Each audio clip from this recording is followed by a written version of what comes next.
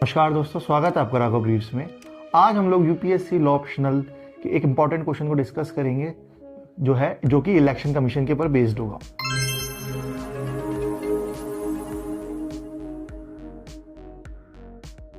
तो आइए स्टार्ट करते हैं।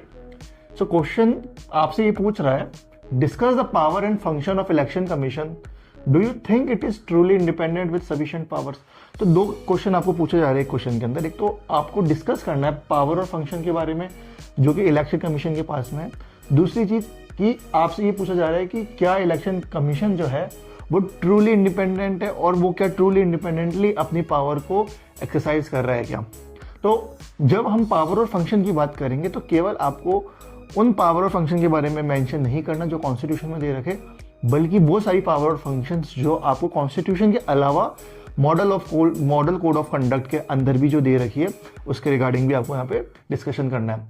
तो अगर मैं इंट्रोडक्शन की बात करूँ तो आप इंट्रोडक्शन जो है आर्टिकल 324 ऑफ इंडियन कॉन्स्टिट्यूशन से एज इट इज उठा सकते हैं। आर्टिकल 324 टू 329 ऑफ कॉन्स्टिट्यूशन ले out provision relating to elections in the country in order to uphold tenets of democracy and to ensure free and fair elections. Election Commission is vested with power to superintend, direct and control election. तो ये जो line है article 324 की as it is उठाई गई है। साथ ही साथ जो इलेक्शन कमीशन है उसके पास पावर है सुपरिटेंडेंट करने की, डायरेक्ट करने की और इलेक्शन को कंट्रोल करने की। साथ ही साथ पार्लियामेंट के अगर इलेक्शन कराने हैं तो वो भी इलेक्शन कमीशन का काम है।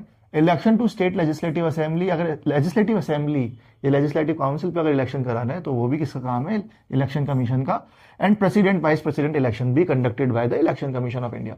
अब हम बात करेंगे पावर एंड फंक्शंस की। अब जब हम बात करेंगे पावर एंड फंक्शन की तो हम थोड़ा सा स्पेसिफिक होकर यहाँ पे डिस्कशन करेंगे कि एडमिनिस्ट्रेटिव पावर क्या है, क्वासी जुडिशियल पावर क्या है, जो है एडमिनिस्ट्रेटिव फंक्शंस के अंदर जो पावर्स है उन सब के बारे में हम एक एक करके डिस्कस करेंगे।